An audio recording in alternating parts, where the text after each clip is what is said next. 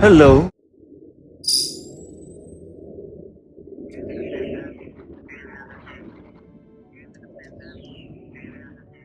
Welcome back to the Space School, otherwise known as PPSW, your favorite hangout place. Today we're back with another Star Wars story. Today we're going to take a look at what may have happened had the Jedi Council given Anakin Skywalker another Padawan after Ahsoka left the Jedi Order. With Anakin blaming himself for Ahsoka's departure, how would he handle the Jedi Council forcing another student on him so late into the Clone Wars? Before we begin this video, let's smash that like button, try and shoot 2,000 likes in the first 24 hours, and I will release What If Anakin Was Never Discovered. This was supposed to be the original video for today, but it is coming out tomorrow.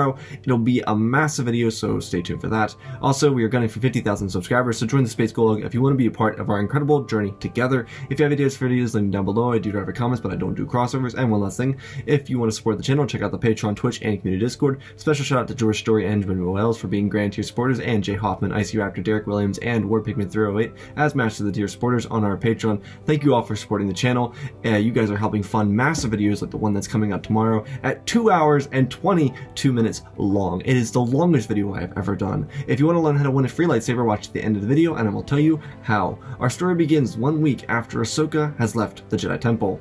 Anakin sits alone in his room. There's boxes stacked to the ceiling and a small model of a starfighter. He sits quietly, remorsefully. He feels his heart inside of his chest breaking.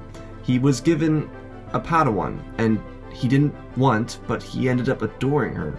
She was such an incredible being. Ahsoka made him so happy. She was reckless, like him, but Anakin, just like his master, learned how to teach her as the war began. Anakin had a lovely relationship with his student, and he missed her so much, and while it had only been a week, Anakin himself couldn't stand it. She was his best friend, close to a sister, but she was a student. As a Jedi, he felt solely responsible to take care of his student, and he felt solely responsible for her departure. Sure, the Council could be blamed, and part of Anakin's blame did go to the Council, but he himself was still in the grieving stages of blaming himself, holding himself responsible for something he never had much of a say in. Obi-Wan tried to express his apologies to Anakin. He loved Ahsoka too, but Anakin reverted to silence. Of course, there was worry for Anakin from the High Council. Plo Koon was one of them. He was close to Ahsoka because after all he was the one that brought her to the Jedi Temple. But Plo was there when Ahsoka was abducted on Felucia by the Trandoshan hunters. He tried to give Anakin some sound advice, enforcing that he should trust Ahsoka and his training of Ahsoka, expressing to him that he couldn't be there for Ahsoka all the time. Plo was saying this because he knew Anakin was a good teacher, and he knew that Ahsoka would use what she learned from Anakin to survive, no matter what it was that she encountered. And while Plo would be inevitably correct, Anakin's impatience still remained dominant in the situation. Yoda, on the other hand, was also worried about Anakin. It had been evident throughout Anakin's tenure in the Jedi Order that he wanted the best for Anakin, and while he never knew how to best do so, his intentions were always to benefit Anakin. Yoda was the main reason Ahsoka became Anakin's apprentice.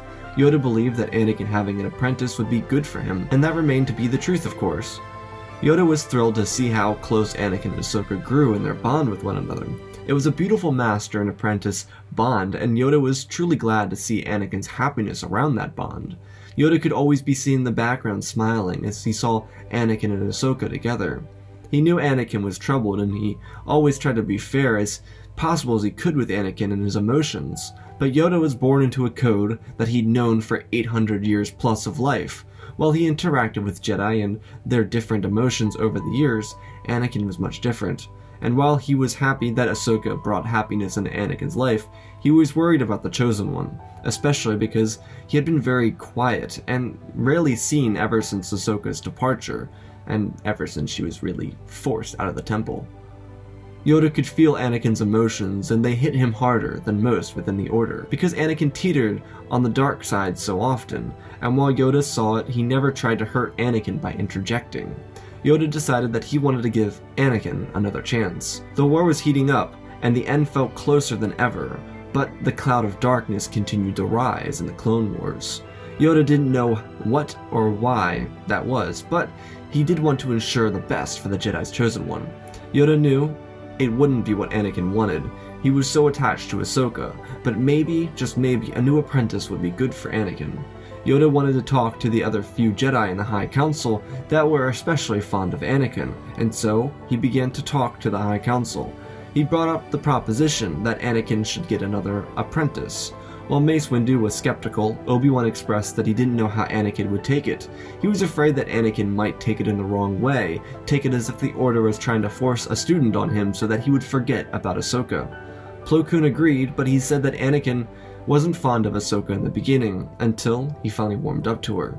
Sure, Anakin could be insulted, but if Anakin warmed up to a new apprentice, maybe he would recover better than he would without one.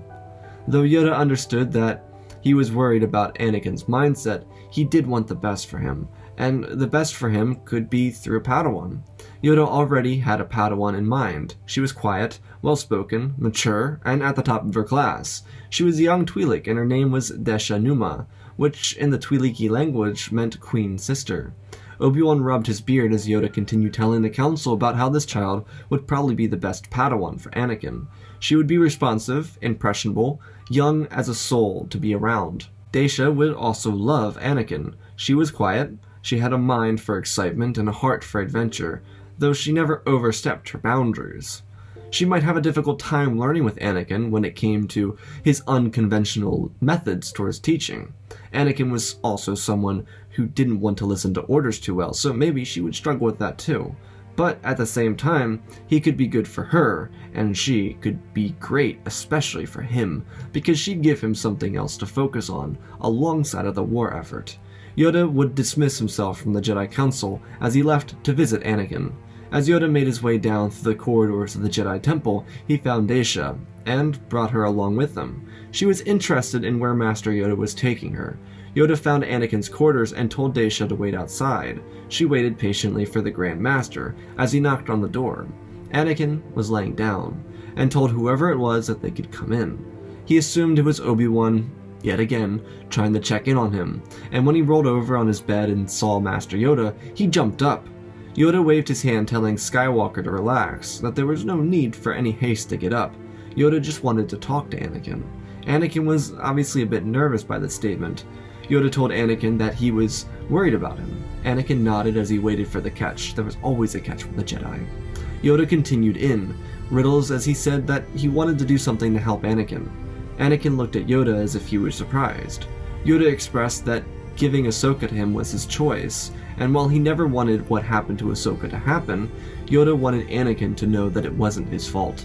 Anakin spoke up and said that he appreciated it, but he felt like a failure to his Padawan, because Ahsoka was his Padawan, and now she was no longer in the temple. Yoda figured out a way to word his next sentence to make Anakin see it in the way that he wanted him to see it, as he told Anakin that he didn't want him to feel responsible for Ahsoka's decision, and that he wanted him to have another apprentice. Anakin's eyes shot open, wider, as he was confused where Yoda was going with this. Anakin didn't believe he was ready to have another Padawan. He felt that he failed his first and was afraid of doing it again. Yoda told Anakin that he trusted him with the best of her class, as he told Desha to come in. Anakin jumped to his feet to somewhat be presentable. He still wanted to have a strong image of the powerful Jedi that he was known to be. As he looked down at the small Twi'lek child as she walked in, she presented herself to Master Skywalker as Desha Numa. She smiled gleefully at him, and Anakin tilted his head and smiled back at her. Yoda then said to the two of them that they were now master and apprentice. Anakin looked down at Yoda with a smile, but remorse was still hidden behind his eyes. He didn't believe that he could be up for this challenge. Anakin subconsciously thought that this might actually work really well. Maybe Desha would be a good fit for him, but at the same time, it was something that worried him, and he was worried about how this would go. It was another stress that he didn't know if he could handle. Yoda smiled at Anakin as Anakin's eyes moved over to look at Desha. Anakin asked her to come with him. Yoda watched as Anakin and Desha started walking into the corridors of the temple. Yoda followed them out of the door as he focused on the Force. He could feel Anakin's confused emotions, but he could also feel the slight amount of joy that filled him, because he was now a teacher again. Yoda thought it was interesting. Anakin never liked to be taught, but something about him loved to teach. He was a natural leader, and it was no surprise that he was also a natural teacher, and as much as he never wanted to be a teacher, he thrived as one. Anakin and Daisha kept walking down the hallways as Anakin asked about her. He wanted to know a little bit about her. She told him a little bit about herself as she followed closely by Anakin. She naturally got attached to Anakin. It wasn't normal for a Jedi to become attached, but Daisha found Anakin very admirable. He was well known throughout the temple, he was a hero of the Republic, and deep down, Daisha wanted to be just like him. Sure, she hid it behind her quiet and mature demeanor, but she herself wanted to be like Anakin. Though Daisha had some concern, she could feel Anakin's indecision about his new teaching role. She was afraid to call him master, for him to become detached from her, if he decided to not want to teach her. The two continued as Anakin brought her up into the garden of the Jedi Temple. The two continued talking and then Anakin stopped. Daisha kept walking as she turned around and saw Anakin Skywalker looking at her. She smiled at him, and Anakin looked down at her. He reached down at his lightsaber and nodded at her. Daisha knew what this meant. It meant that she was about to spar with one of the best duelists inside of the temple, one of the best the temple had ever seen. She pulled out her lightsaber as she looked at Anakin. Her mind began to race. Anakin ignited his blue lightsaber. Daisha was quick to ignite her green blade as it lit up her face. She stepped around as Anakin watched her. She played defensively, so naturally, Anakin assumed she was like Obi-Wan, using Form 3, which at this point it would be really incredible. Most Jedi who became Padawans hadn't adopted their own lightsaber form, because most Padawans had lightsaber form 1. It was really uncommon for a Jedi to have another lightsaber form before they were trained by their master. Anakin was impressed that she had adapted Form 3 at her young age, as he stepped forward swinging at her. Daisha looked at Anakin as she squinted her eyes and spun around, and took 2 steps forward, putting Anakin on his heels.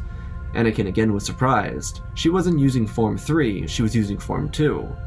Anakin was incredibly impressed. She was able to convince him that she was using a different lightsaber form, and then catch him off guard with the other saber form. Daisha smiled as she paced backwards and held up her lightsaber, showing a form as she was using Form 5. Anakin was really confused this time. Maybe it was a trick to go back to Form 2 again, so Anakin carefully stepped forward and swung twice to be parried twice and then opened up on the 3rd swing. Anakin was being gentle as he watched his lightsaber tumble out of his hands. As he looked back at her with shock written across his face, she smiled slyly, enough to get Anakin riled up as he smiled back at her. He pulled his lightsaber with the Force and ignited it again. He told her that this time he wouldn't go so easy. She grinned at him and told him to stop taking it easy on her. Anakin was taken aback. For being so quiet, she was cocky and arrogant. Anakin couldn't tell if she knew another lightsaber form or not, but he stepped forward. Anakin was a hulking duelist. He struck with brute force and was extremely quick with his blade. Of course, when he was actually trying to kill someone, but he wasn't going to try and kill Daisha. He swung with force as she reciprocated the blow and spun around, pulling her lightsaber around her back and holding it out. Anakin didn't realize how strong he swung, but he continued forward. Daisha stepped back as she swung and met blades with Anakin. She was quick to bounce off and jump up to a little mound. Anakin couldn't figure it out. It seemed like she knew several lightsaber forms, but that wasn't possible. Anakin swung as she flipped over him and landed upright behind him. Anakin moved with speed to deflect a swing to his back as he spun his lightsaber around and parried her, and swung 2 more times, knocking Daisha off of her feet. She looked up at her master as her lightsaber rolled away, and smiled. She asked slyly if she was good enough to be his apprentice. Anakin smiled as he sheathed his lightsaber and held out his hand to help her off her back. Anakin looked down at her and asked if she would take a seat with him and talk with him. The two of them walked over to a little ledge and sat down facing the tree in the garden. While they got to know a little bit about each other on the way up to the garden, Anakin wanted to know more, especially where she learned how to fight like that. Daisha confessed she was obsessed with watching the masters spar, and she'd always sneak out of her classes to watch them spar because her classes and the masters' sparring times were always at the same time. Daisha also confessed that she didn't know which form was which, but she did admit that she loved watching a couple of the Jedi Masters. Anakin asked which ones she favored. Daisha told him that she loved watching Depa Bilba, Shakti, Yoda, and him. Anakin smiled and then asked how she picked up on all the moves of the other Masters and which ones they used. She looked at him and then told him she honestly didn't know. She thought it was something that had to do with a special power she was told that she may have when she was younger. She explained that it wasn't tremendously rare, but it was rare enough. She said it was kind of like a photogenic memory, but she remembered movesets from lightsaber forms, from the greatest duelists in the Jedi Order, instead of pictures. She didn't know what form they belonged to, but she did know how to do them. Daisha continued saying that at night, she'd sneak out of her room to practice in the training halls alone. She focused her energy on the force around. As she closed her eyes and twisted around like Shakti, she swung with power like Skywalker, she moved effortlessly like Yoda, and she was proficient like Depa. Daisha told Anakin that she aspired to be like him, and while she knew that his apprentice had just left, she was selected by Master Yoda to be with him. Anakin smiled stiffly as he remembered his former student. It still hurt. He didn't think about it when they were dueling, but now he was thinking about it. Something about Daisha was so enlightening to him, though. Anakin didn't realize it, but he had a true natural affinity for teaching those younger than him, and guiding them to be better versions of themselves. Anakin looked at Daisha and then said if she wanted to be his apprentice, she would be ready to listen to every word he said, obey every word and every order, and be in the heat of battle with him in the 501st. Daisha's smile glistened as she looked at Anakin, and responded with two simple words as they sounded out of her mouth, those two words being, "Yes, Master." Anakin smiled and then said that before they meet the boys in blue, he wanted to continue testing her strengths. The two of them stood up as Anakin asked if she had a particular lightsaber form she was interested in learning or using. She expressed that she always liked watching Shakti and how gentle and precise Form 2 was, but she also wanted to be like Depa. Both Depa and Shakti used the same form, which was Form 4. While Shakti was a master of Form 2 and Form 4, Depa and Shakti both used Form 4. Anakin was so impressed. Daisha was so interested in Jedi Masters. She was so impressionable as well. Anakin told her to ignite her lightsaber as he stood across from her. Over the next few hours, Anakin and Daisha would train in Ataro, Form 4.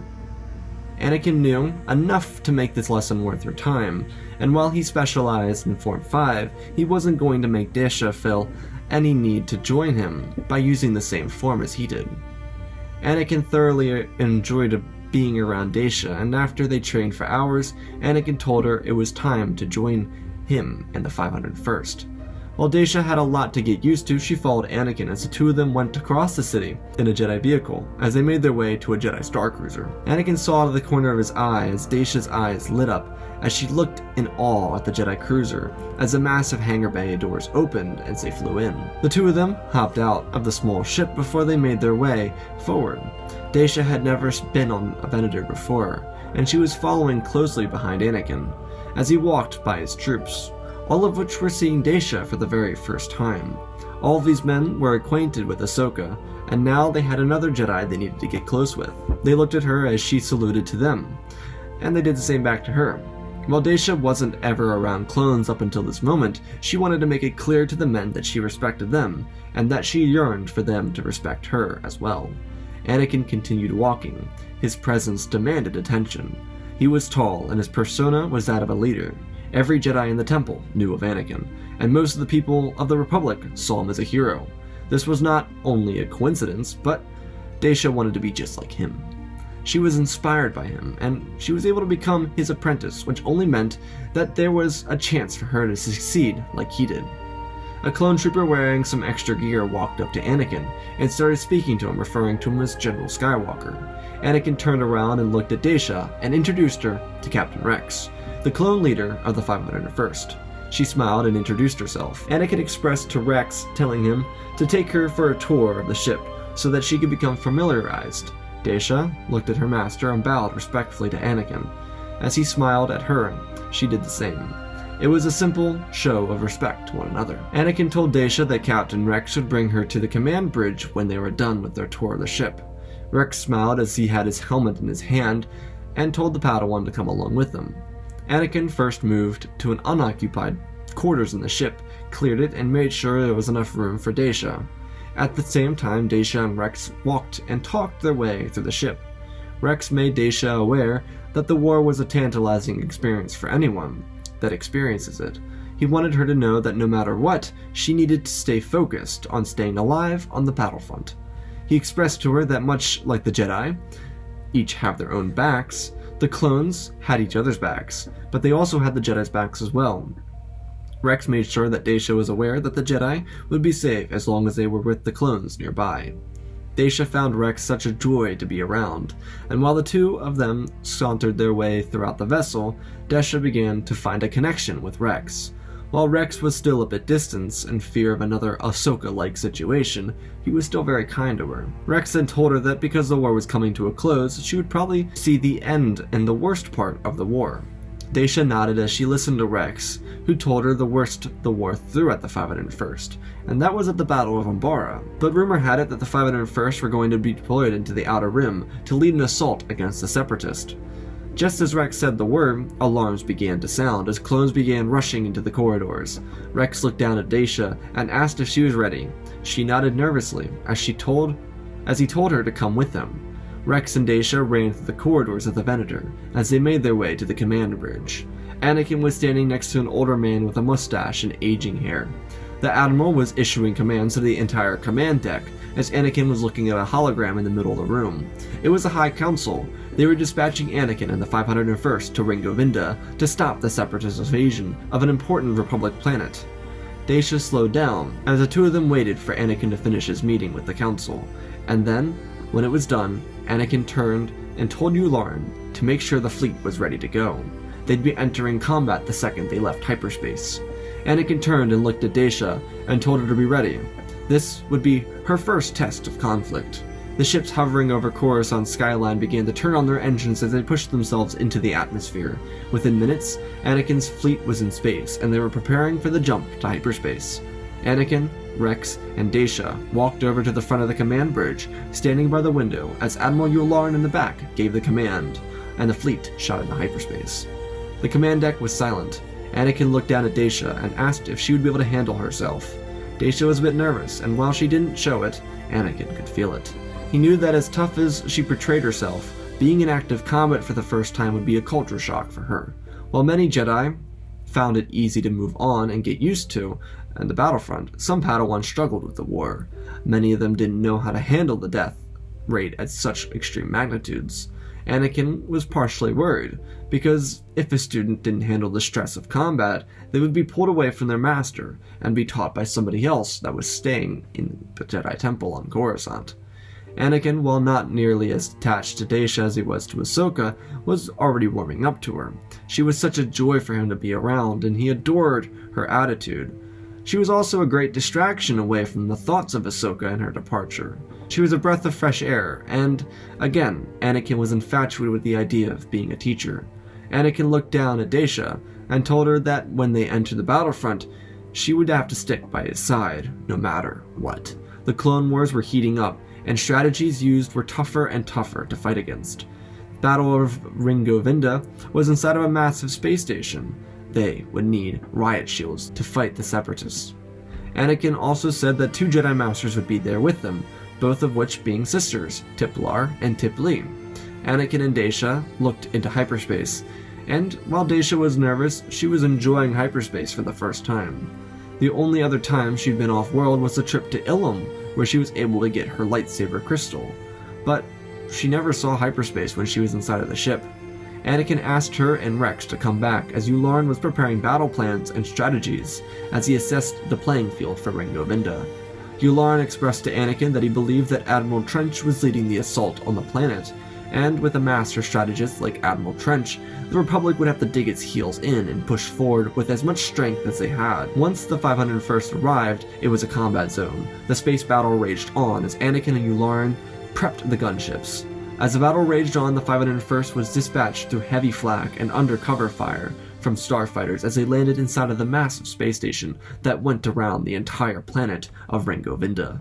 The clones piled out as Anakin and Daisha moved side by side. Blaster fire could be heard from the corridors away, and the three of them knew that they had to get to the combat zone to help the sisters.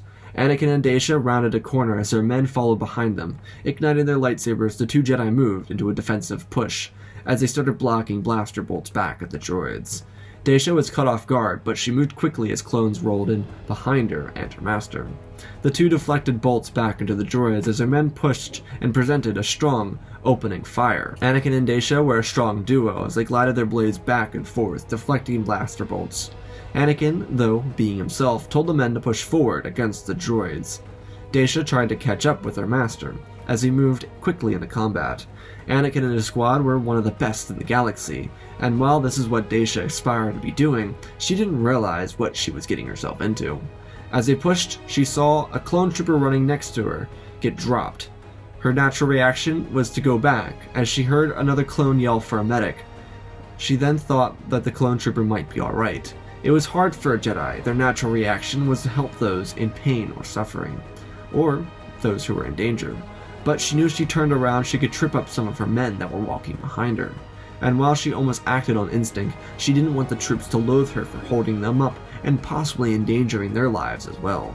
She and Anakin were leading the charge, and if one of them moved away, it would open a path for blaster fires to come through and kill some clone troopers. The two Jedi continued pushing through the corridors as they cut through droids and fought their hardest to catch an offensive of the droid resistance off guard. With Anakin and Daisha catching up to Tiplar and Tiplee, they were able to push and secure a forward command post. Anakin asked Daisha if she was doing alright once they reached the forward command post. She nodded a bit more confidently this time. It seemed as if Daisha warmed up to the combat experience as she calmed herself down inside the forward command post. Tiplar, Tiplee, and Anakin prepared the next stage of the assault.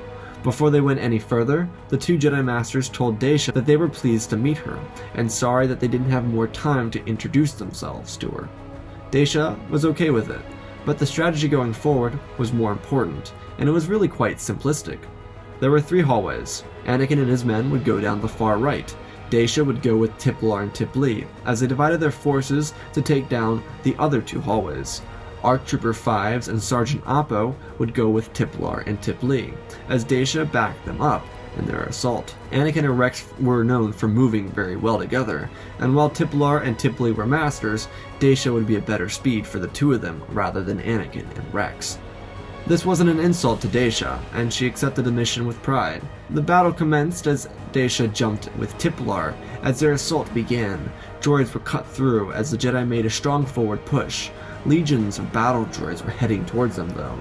The clone forces pushed into another massive bay area, where they would engage in intense battle. Tiplar, Tiplee, and Anakin were all leading the front of the attack. They were pushing against the droid forces as they made their way across the front lines. Daisha jumped behind cover as she took a deep breath and watched as a clone trooper walked towards Jedi Master Tiplar. Daisha was confused, and then he removed his helmet, and the next thing he did was raise his blaster. Daisha used all of her might to force push Clone Trooper Tup away from Tiplar as a shot rang out and just missed the back of her head, landing into some crates nearby. Tup, on the other hand, crashed backwards, and Daisha ran over to make sure he was okay. He was mumbling about a Jedi as he jumped up and began to strangle Daisha. ARC Trooper 5 was quick to react though. He wrapped his arms around Tup's neck and pulled him back down to the ground, as Daisha lay against some crates in shock of what had just happened to her.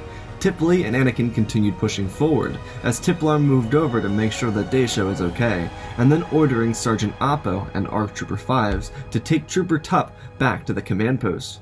Daisha was helped back up, as she and Tiplar made a push on the left side of the front.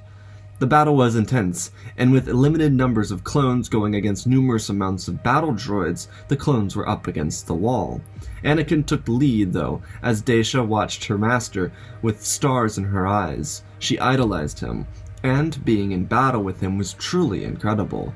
This was what she always wanted, to be the apprentice of Anakin Skywalker, and she was finally doing it, getting the opportunity.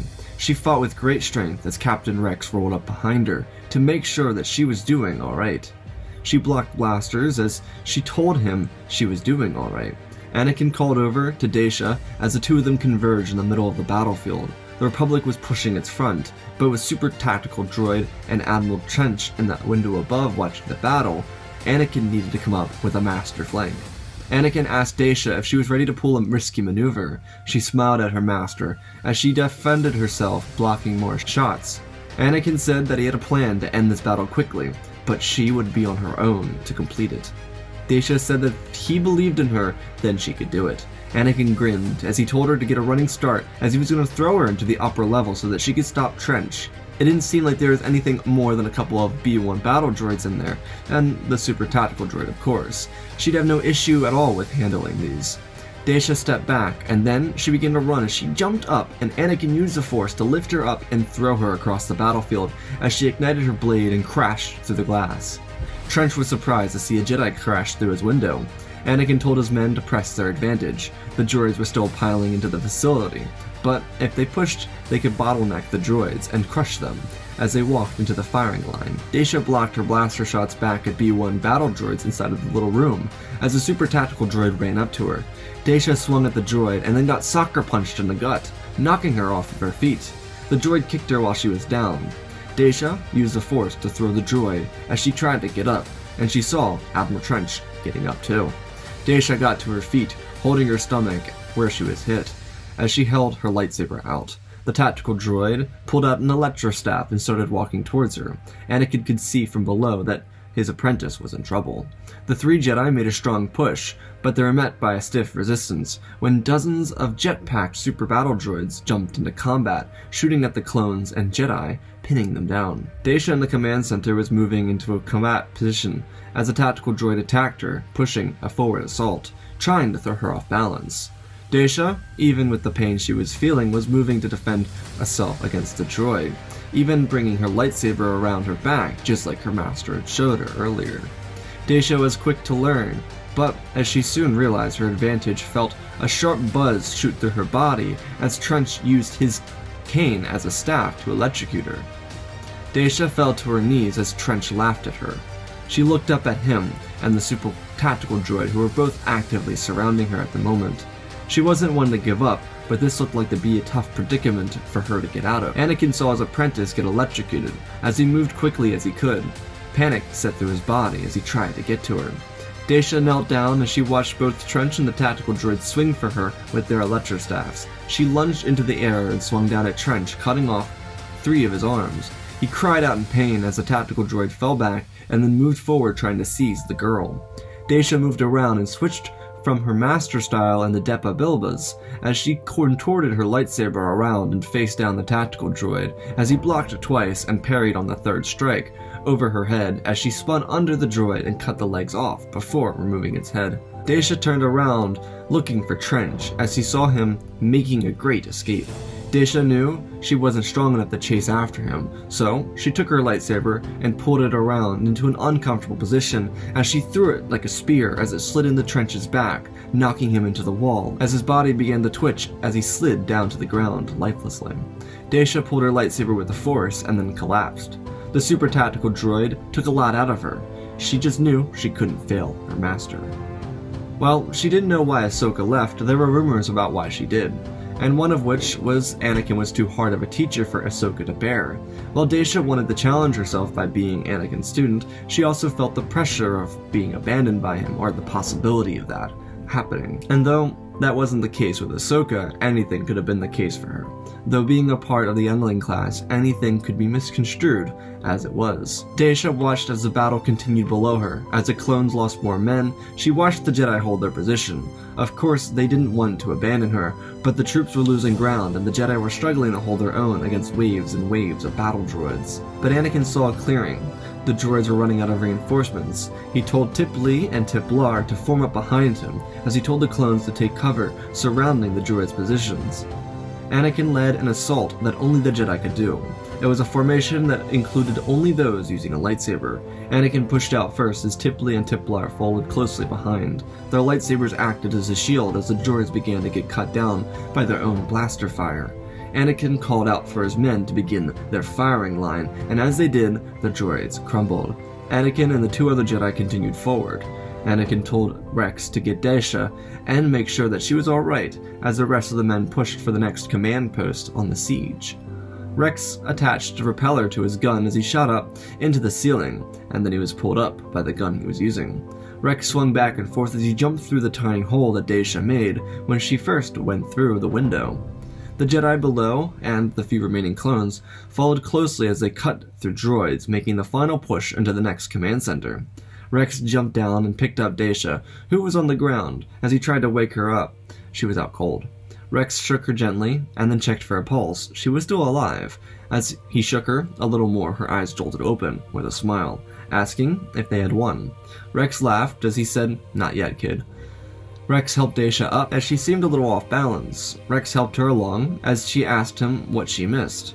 Rex saw Trench's face against the wall and laughed as he asked what it was that he himself missed. She giggled, telling him that she caught the spider, telling him that it was quite the throw. Rex shook his head. He told her that General Skywalker would be thrilled to hear about it. Daisha's face brightened up. She did it all to impress her master. Of course, they were her orders, but her goal was to do right by her master and show him that his trust in her was worth his time. As Rex and Daisha made their way down, there was silence, no blaster fire, as Anakin, Tipley, and Tiplar had secured the command post. With Trench dead, the Separatist formations began to crumble under the Republic strategies. Anakin, when he saw his apprentice hunched over a little, seemingly having trouble walking, he had her sit down. She looked at him and told him that she did it. Anakin was very proud of her. He also expressed that she did right by killing Trench. He could have cost the Republic several more men. She had done a service to the galaxy, and he was very proud of her. He placed his hand on her shoulder and then asked her what it was that she saw Clone Trooper Tup doing. Daisha shuddered as she remembered that. She'd forgotten all about it in the heat of her own engagement. She told her master that she saw Clone Trooper Tup walk like a ghost. He looked like he lost his mind. In the middle of battle, he walked into fire and then removed his helmet. As he said something, she couldn't really hear over the battle, but it looked like "kill Jedi," and then raised his blaster. Daisha expressed that she didn't want to hurt him, but he almost killed Jedi Master Tiplar, and then he almost killed her by strangling her to death. Anakin looked at her and shook his head. He said that the medic would be over to check on her once he was done with Tup. Daisha told her master that she was fine. The troops needed the medic more than she did. Anakin told her to rest up. The battle would be coming to an end thanks to her efforts, but she still needed to get rest. Tiplar thanked Daisha for saving her life. It wouldn't be long before the 501st won the Battle of Ringovinda, and they would be dispatched out into the Outer Rim for the Outer Rim sieges. As for Clone Trooper Tup, he would be sent to Kamino without Fives, without any real reason to assume that there was foul play in the waters, without a Separatist intervention. Tup would be executed inside of the Kaminoan facilities. Fives would be distraught by this when the 501st returned to Coruscant momentarily. They were back on the planet before they would be dispatched back out into combat. When they were on Coruscant, Anakin and Daisha returned to the garden to practice training. While Daisha was a fast learner, her progression began to slow down. While she was talented, her progression would slow down because she was getting really good at what she already knew, which were the fundamentals. Now she was working on her own style, on her own form, which was Form 4. Anakin tried his best to teach her everything he knew, but whenever there was another Jedi Master around, he would make sure that they would teach her in some of the same form aspects, especially with Obi-Wan, Depa Bilba, and Shakti, all being masters of Form 4. They were always willing and happy to help, and for Daisha, Anakin would train her the same way he trained Ahsoka. He would line clone troopers up around her in a circle and have them set their guns to stun, so that they could shoot at her from a surrounding position. Daisha found this very challenging, but once she trusted herself and the Force around her, she excelled. Anakin was able to teach her patience. He was the guide that she needed, and she was a friend that he needed. Anakin fell in love with teaching again. He found such an affinity for teaching Daisha, and Daisha enjoyed every moment of being with her master. When they weren't training, they were meditating. Daisha also spent a lot of time with the clones. She would eat with them, and she would go and hang out with them when she had time. She saw them like a group of older brothers. Most of the clones enjoyed this, while some of the more straight up and down clones saw this as a rather annoying, tantalizing thing. They for the most part liked her, but they never really had any Jedi hanging around them. It was kind of awkward. Daisha was just so happy to be out of the temple and be able to experience something new. She was an adventuring maniac, and she thrived in the journeys that her master would take her on. Anakin would teach her different things regarding social status and how the Jedi affected the people and how the people perceived the Jedi. With the war, the Jedi lost their reputation, but they needed to uphold that for the people of the galaxy. But their time of rest wouldn't last long. The 501st was a frontline battalion, and they would be sent back out into the battlefront. Though, while they were on Coruscant, Yoda was able to see the joy that Anakin had being around his apprentice. Daisha filled a hole in Anakin's heart, and the move by Yoda, which originally felt malignant, was really a move of love. Yoda cared about Anakin, and now Anakin really felt that Yoda did. For the first time ever in the entire time that he spent in the Jedi Temple. He never noticed it with Ahsoka, but with Daisha, he was able to see that Yoda had his eye out for Anakin. He wanted him to succeed. The Outer Rim sieges would last for months. The Republic would be crushing separatist movements and spreading the droid forces thin across the outskirts of the galactic map. Daisha and Anakin grew into an inseparable bond. Anakin felt pride in his ability to teach again, and Daisha felt fulfilled in her ability to learn from the best. Anakin was recognized by the rest of his constituents as a master, which was always a great joy for Anakin to have thrust upon him.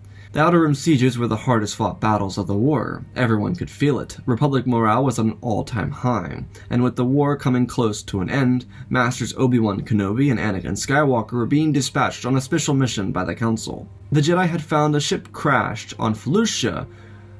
It used to belong to former Jedi Master Sifo Dyas. The Jedi found out a plot behind Sifo Dyas. After all, he was the one that ordered the clone army.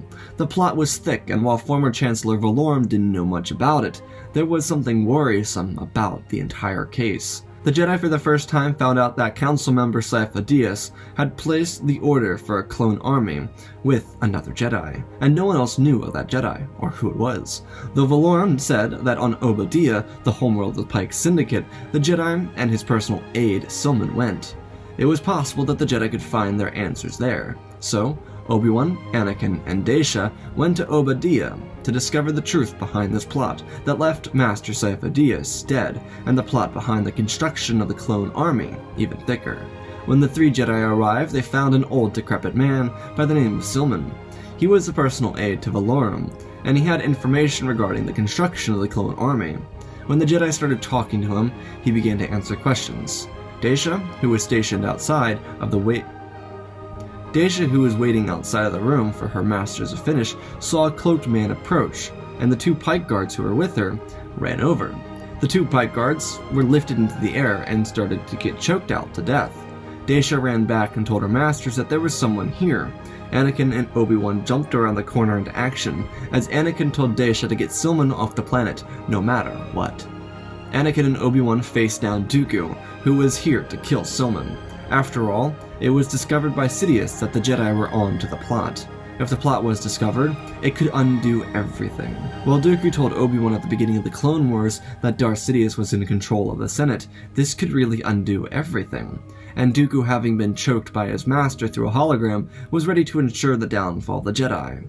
The only thing he didn't expect was the Jedi being ready to outsmart him.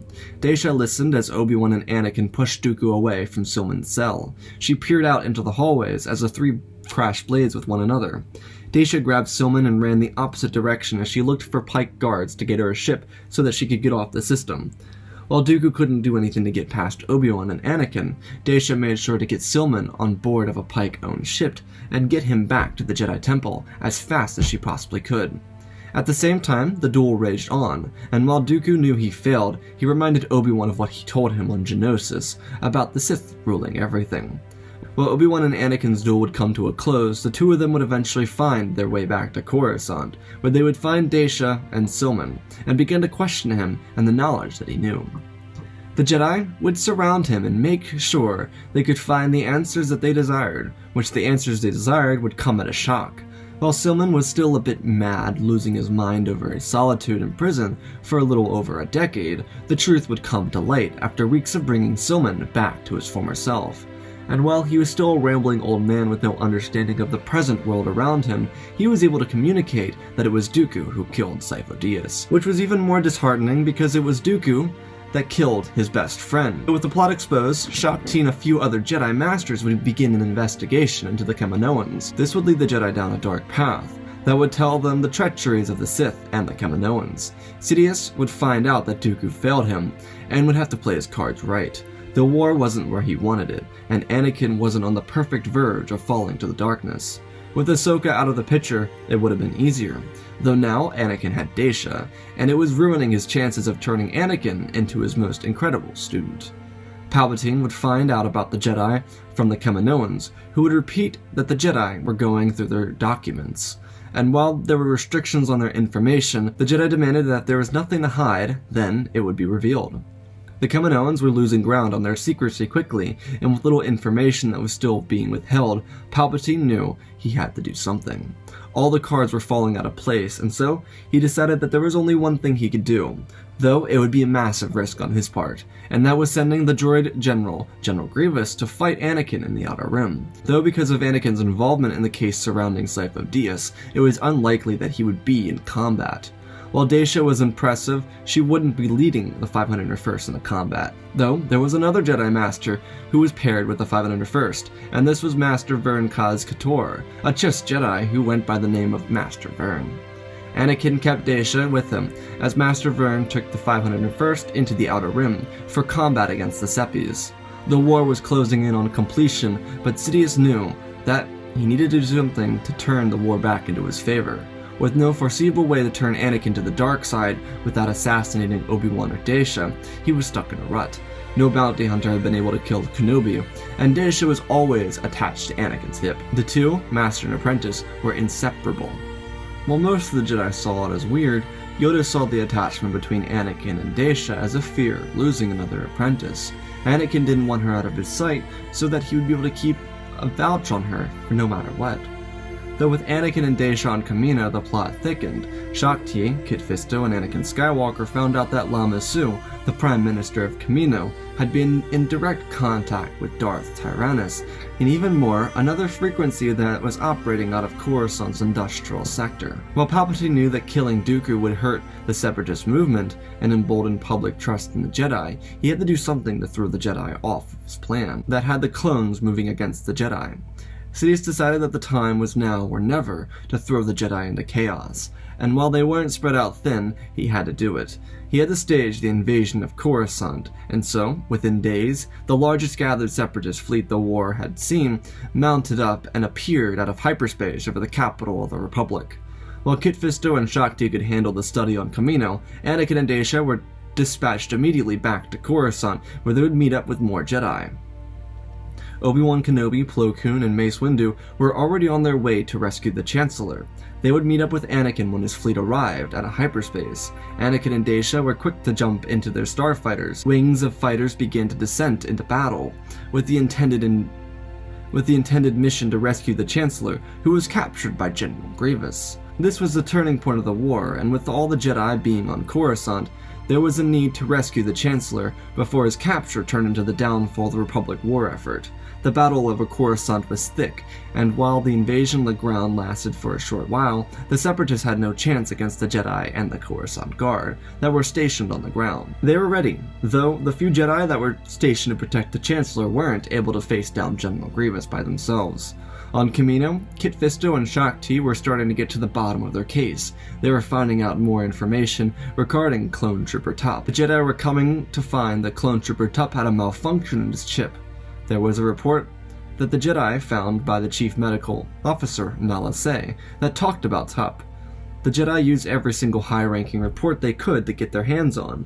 They listened as Nala Se expressed the failure of the inhibitor chip inside of Clone Trooper Tup. She continued explaining that the chip malfunction hadn't been seen in any other clones, though this needed to stay under the wraps until the execution of the Jedi. Shaak Ti and Fisto knew they were onto the right track, and so they dug deeper, searching for what these inhibitor chips were. They continued digging as the Clone Wars were on the verge of collapsing on them. Kit Fisto and Shaak Ti would find the inhibitor chip data, and the shock of the data would have them calling out across the galaxy. They were ordering all Jedi to disengage from combat zones and return to the Jedi Temple immediately. While Kit and Shaak Ti didn't exactly have the jurisdiction to do that, the plot to destroy the entire Jedi Order was being laid out in front of them, and while the identity of Darth Sidious was still sealed, the possibility of him wiping out the entire Order was a threat large enough to make Kit Fisto and Shaak Ti justify their decision. They also got into contact with Master Yoda and informed him that the clones were designed to execute the Jedi based on a singular order that, once was given, could change the balance and fate of everything within the galaxy. Master Yoda understood the extremities of what this meant. He knew that if the Jedi didn't react fast enough, their entire order would be wiped out. Yoda got into contact with the Jedi he could, while also moving himself and a few Jedi Masters on the surface of the planet to the location of the messages sent to Kamino from the industrial sector of Coruscant. Meanwhile, 5 Jedi starfighters cut through the fog of war as they glided through rubble and chaos in the space above Coruscant. Guided by their clone wingmen, the Jedi made their way into the Invisible Hand.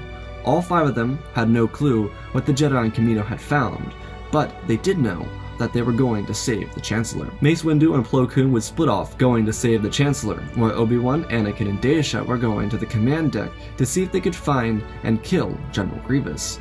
Inside of the top of the ship where Palpatine was located, he waited patiently for someone to rescue him. While Palpatine was using this distraction to pull the Jedi further away from Coruscant, he never knew that in reality his plans were falling apart upon him. Obi-Wan and Anakin found General Grievous on the command bridge. When he turned around to see 3 Jedi, Daisha steadied herself behind her 2 masters, as Obi-Wan and Anakin ignited their lightsabers, moving into their combat stances. General Grievous wasn't exactly overjoyed to see either of the Jedi, as he ignited all 4 of his lightsabers, trying to throw insults at them. Anakin commented on Grievous's height as he lunged across the room, clashing blades with Anakin. Obi-Wan jumped in and backed off as Anakin took an aggressive stance on the droid general. Daisha stayed back as she kept her blade ready to defend against Grievous, but she knew that this was no place for her, as she watched Obi-Wan and Anakin push him out of the way. She saw an opportunity as she ran into the command deck and started cutting her way through pilots, forcing the cabin to evacuate. On the other side of the ship, Plo Koon and Mace Windu discovered the Chancellor, who was sitting in a chair, locked down, and watching the Battle of Coruscant. While the siege was destined to be a Separatist loss, he was surprised when he didn't see Daisha and Anakin come into the throne room to rescue him. His motive was to distract the Jedi from figuring out his secrets, so that with the Separatists lost, the Republic would be drawn out to chase down the Separatists that would flee into the outer parts of the galactic map.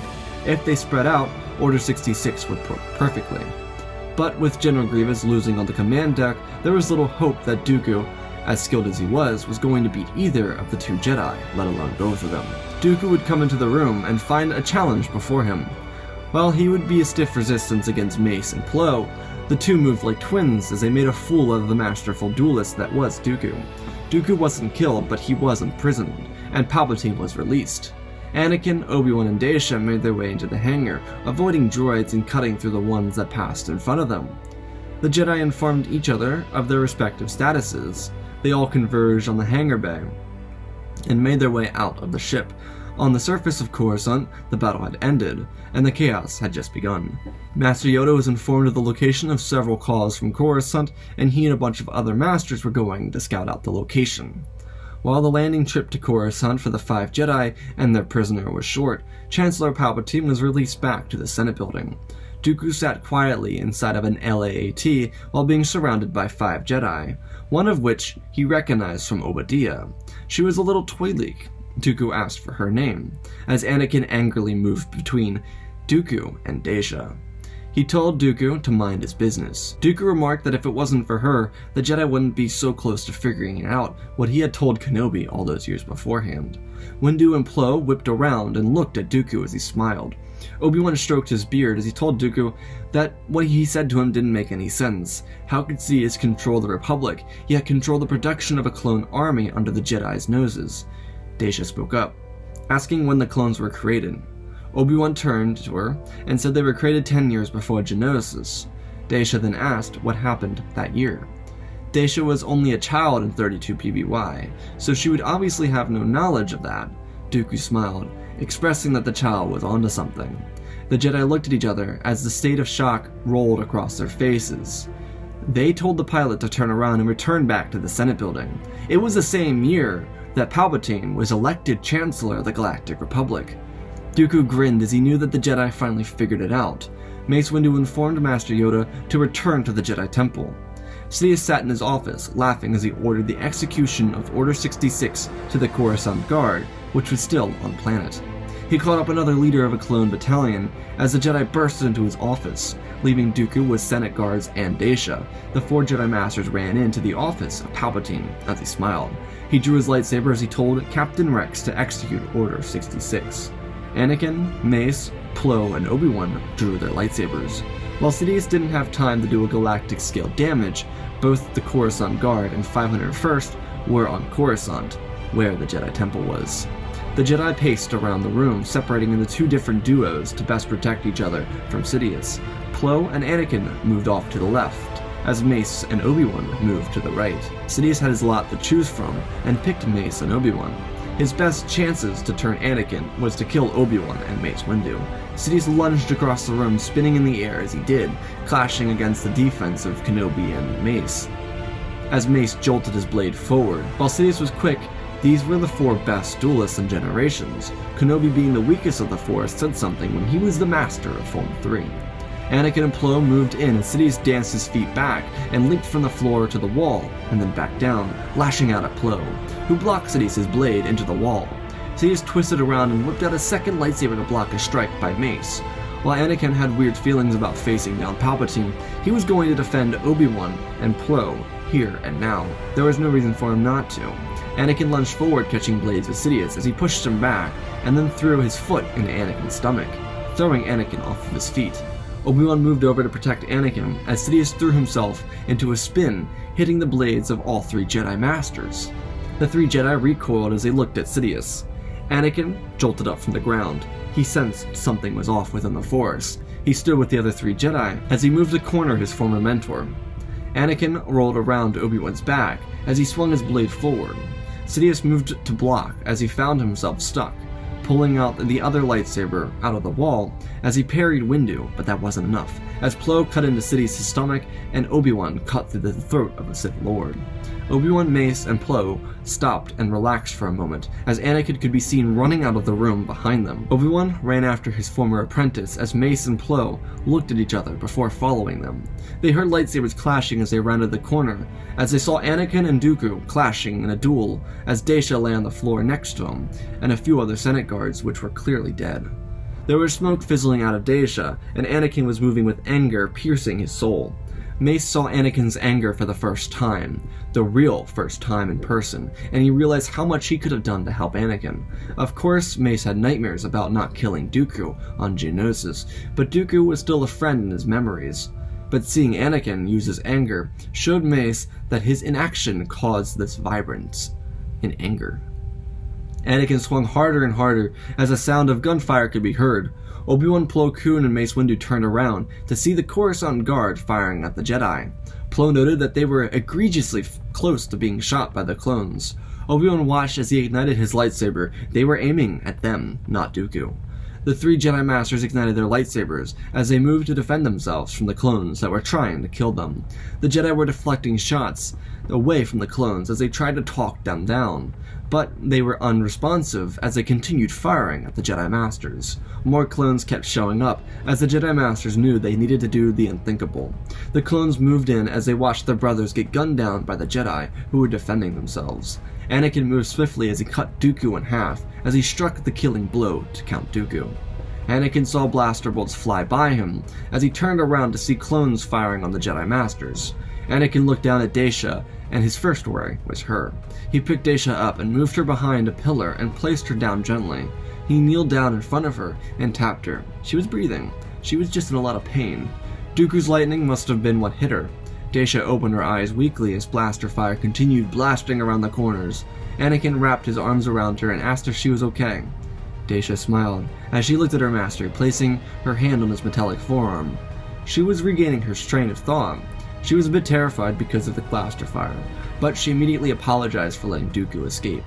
Anakin told her not to worry. Dooku had been dealt with. Anakin told Daisha to stay here.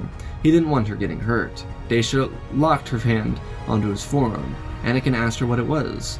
Daisha asked what it was that was happening. Anakin told his student that he would find out as he ignited his lightsaber and started blocking the blaster fire back into the clones. The Coruscant Guard inside of the Senate building was limited, but they were dealt with.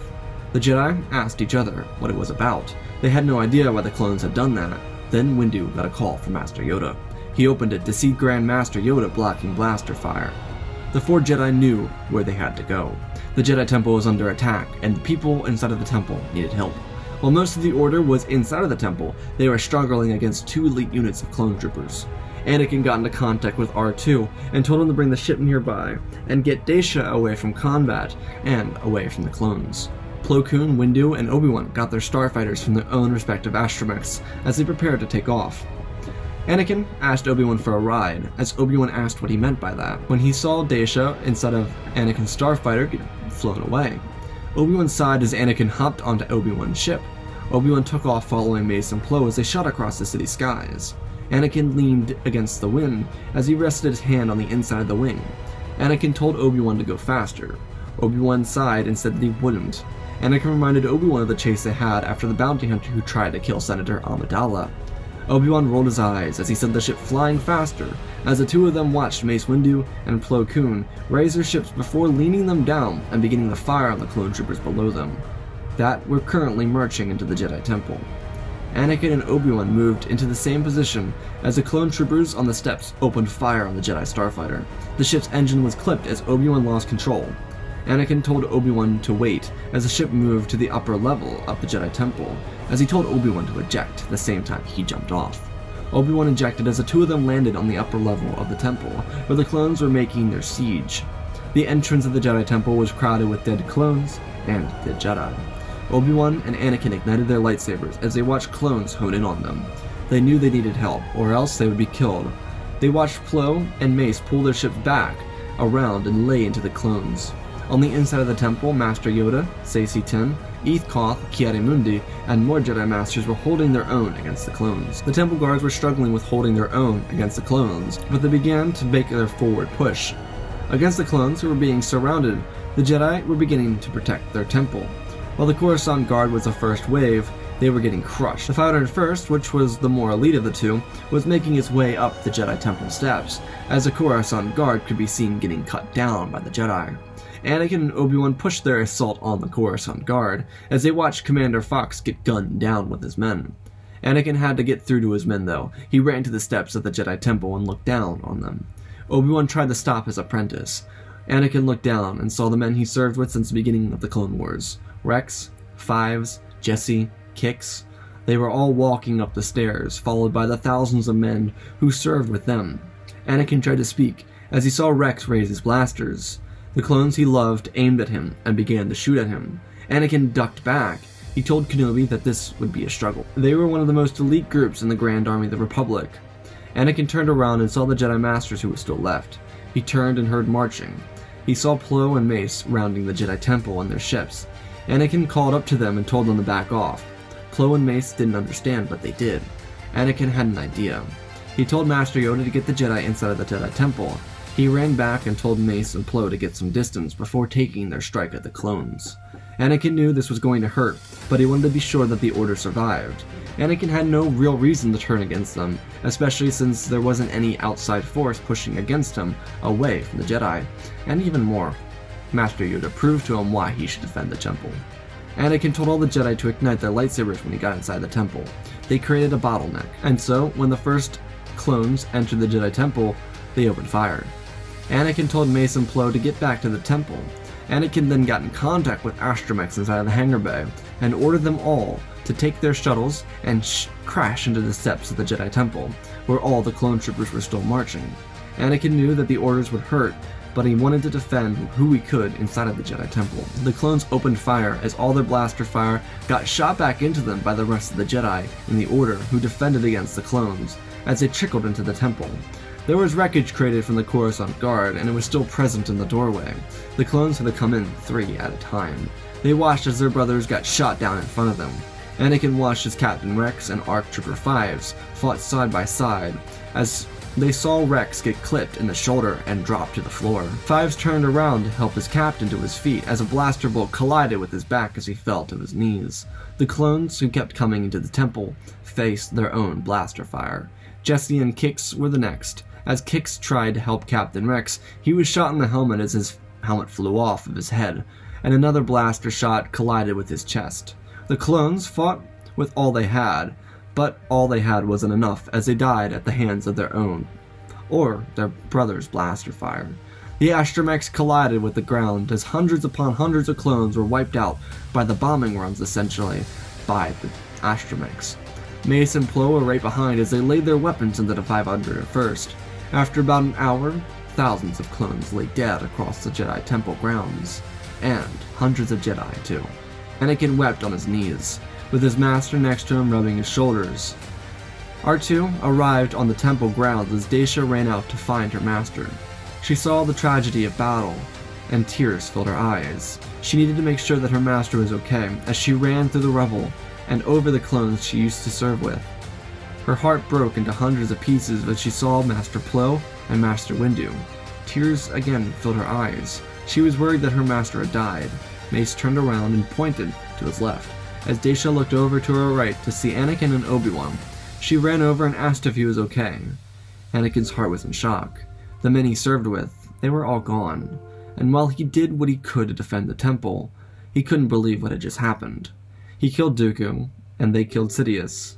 The Sith were all but destroyed, and at the very least, the Clone Wars were close to coming to an end. The Senate, on the other hand, would have to dismantle what had just happened to the Jedi and to the Republic. With the Supreme Chancellor dead, and 2 entire battalions of clones laid out across the steps of the Jedi Temple, the public view of the Jedi wasn't exactly favorable. But when the hero of the Republic, Anakin Skywalker, came forward to the Galactic Republic, in front of the Senate, he expressed that there was a plot to destroy the Jedi. The Sith created this plot, and the plot was enacted by Supreme Chancellor Palpatine. While the details were slim, what Master Shaak Ti and Kit Fisto found on Kamino revealed that Palpatine and Dooku created the Clone Army and killed Jedi Master Sifo Dyas, making it seem as if he had been the one that created the Clone Army, again trying to pin the war on the Jedi. What the Jedi discovered is that every single clone trooper was implemented with inhibitor chips, as Kit Fisto and Shaak Ti took the stand and explained the rest of what Anakin was trying to express. What it seemed like to the Senate was that the Jedi were victims of a plot to wipe them out, and while it would be easy to wipe out the Jedi themselves, what was even more apparent was that the Sith had conjured up a galactic war that was tearing the entirety of the Republic and the galaxy apart.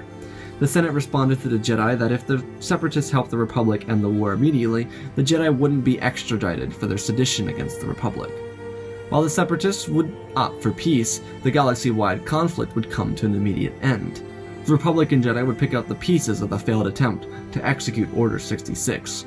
The clones would all be given proper burial, as with the Jedi, and while Anakin and Dacia would have the chance to begin a normal student-master relationship without the condescending impact of war on the horizon, the rebuilding would work wonders for the Republic and the Jedi. Anakin would be able to properly train Dacia after months of working together with the apparent death of the Sith. Though, the Sith would yet again return. Though this return would be ironically timed with the knowledge of Padme's pregnancy. She would be in the late terms of her pregnancy, and Anakin would be put on edge because of the appearance of Darth Maul. While Ahsoka saw the best and worst of Anakin, Dacia never saw Anakin force choke a prisoner or make people fear him or his power.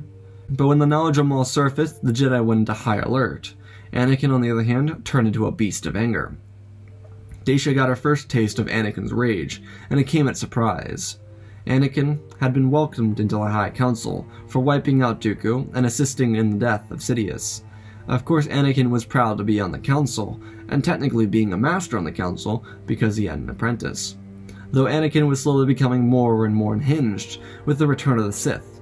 He didn't handle the death of the 501st all that well, and while they had gone months before, he was worried about losing Padme, especially with Maul's return.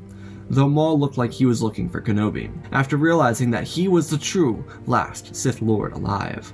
Maul was cold and calculated, but without a galactic war keeping the Jedi preoccupied, his criminal empire was out in the open, especially with the crime families and slave trade facing the might of the Jedi Order. Maul was discovered coming from the planet Mandalore. He was accompanied by a fleet of Mandalorians. The 212th was being sent from Coruscant with Obi-Wan and Anakin. Dacia came with Anakin to accompany him. Obi-Wan and Anakin were sent quickly, and then within hours they were in contact with a massive pirate fleet.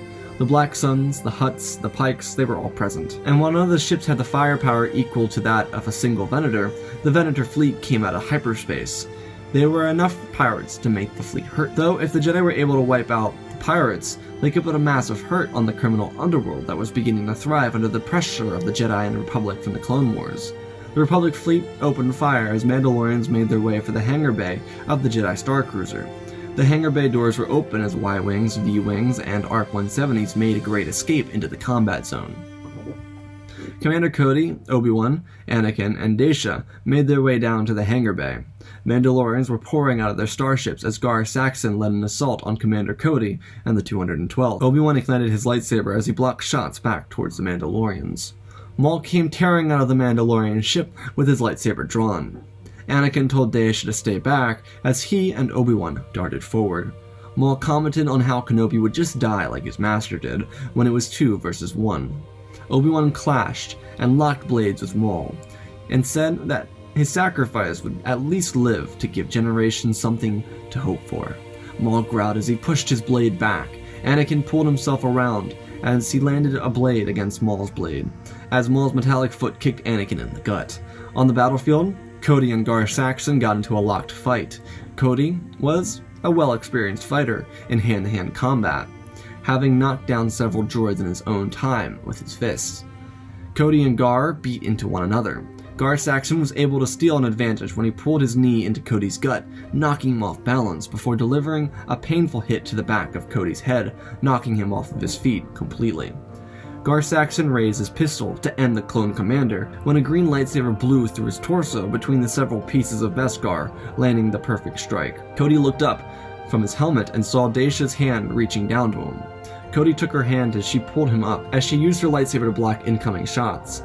Cody got behind her as the two of them synced up together, blasting away at Mandalorians and defending each other's backs.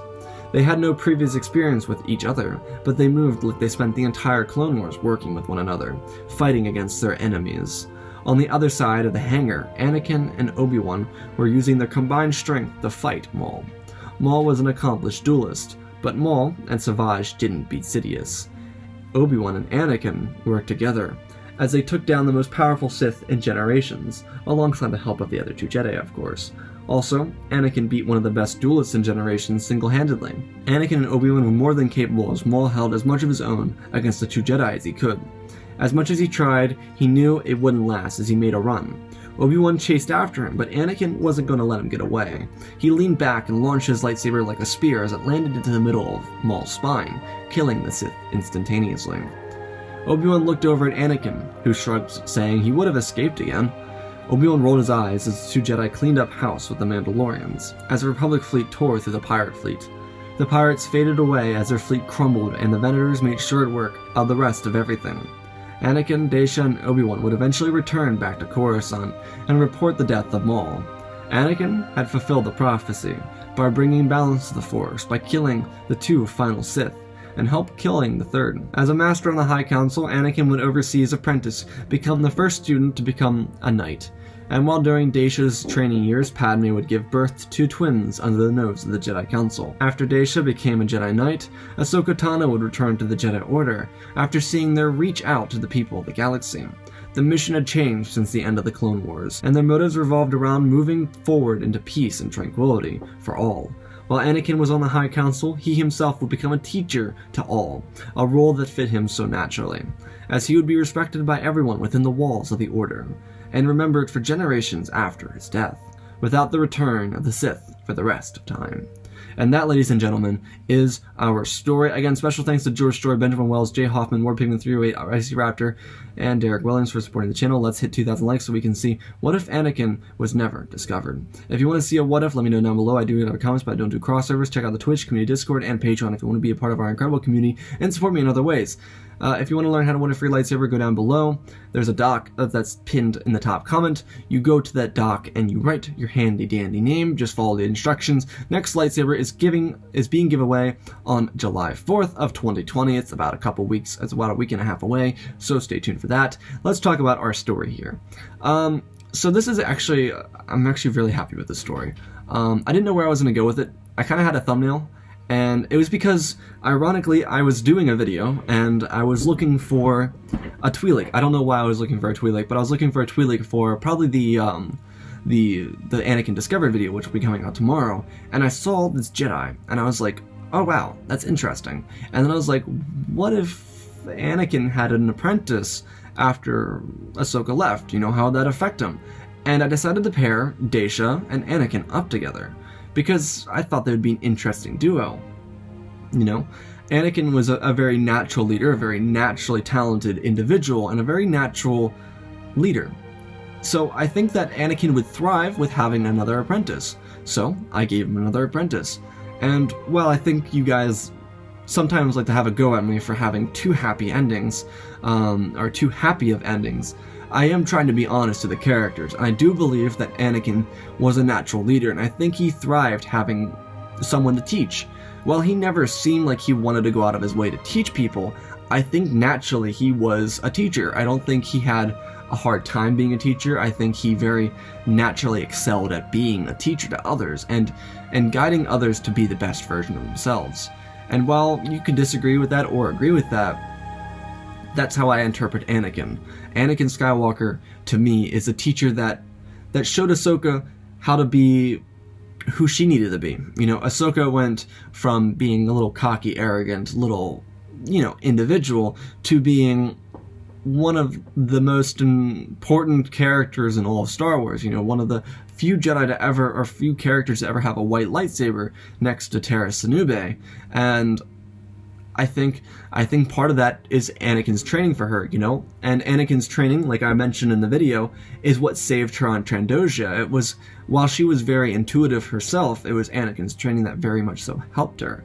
And I believe that Anakin, as a natural teacher, would have thrived helping anybody. And while I could have chosen someone like Caleb Doom, or somebody else that we know like Cal Kestis, that's not here. That's for another video. If you guys want to see me talk about Anakin training Cal Kestis or Caleb Doom, I can do that another time, but that wasn't this video. And that's because I wanted this video to be about a character that you guys have never seen before. I wanted to create a new character. Why? I've just been in the mood to create characters, that's all. Honestly, I don't really have any rhyme or reason for it.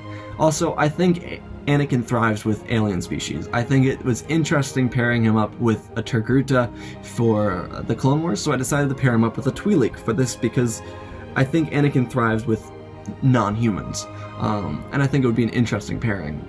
So, I really like Daisha, I'm not gonna lie. I mean, I'm gonna be biased because I did create Daisha, but I also wanted her to be fair. I wanted her character to be kind of a bit relatable, but a little bit of a mirror to Ahsoka. Not as a mirror as I'm holding you up to a mirror, but the inverse of what we saw from Ahsoka.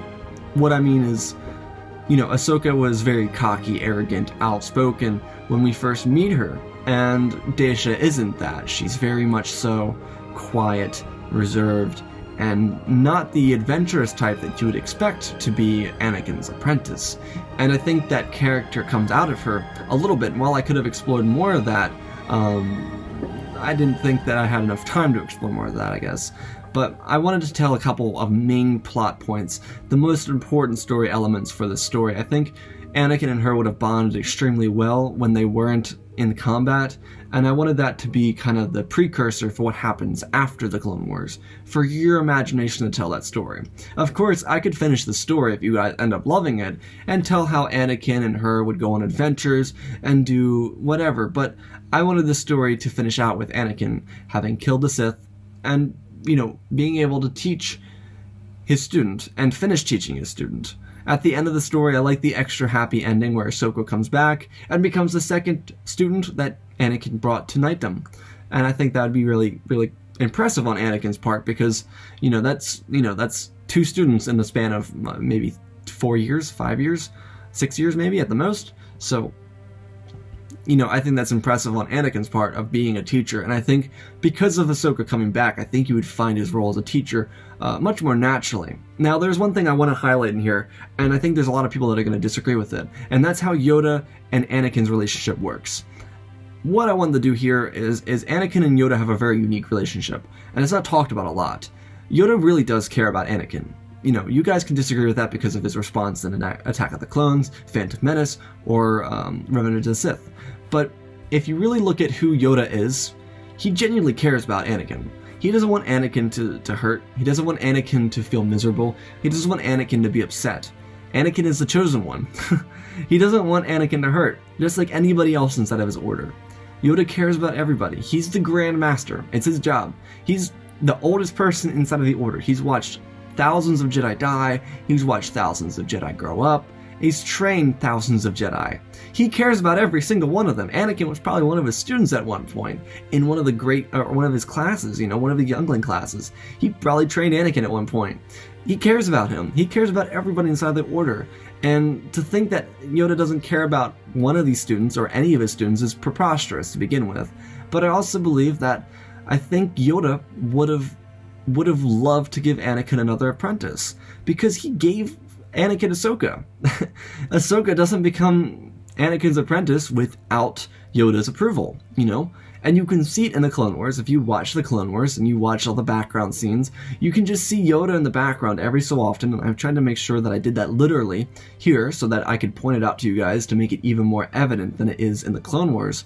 But having Yoda in the background, just smiling, just seeing Anakin being happy is who Yoda is. He's an old guy, right?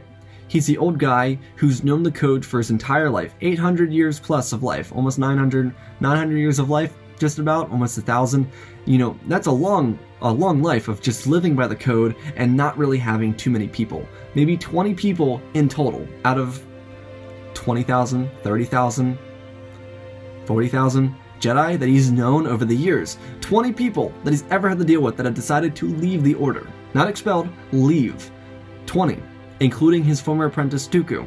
Anakin was a different project. Anakin was the first Jedi in forever, if ever, to be brought to the Jedi Temple at 10 years old, being a fully functional human being that was a slave for 10 years of life.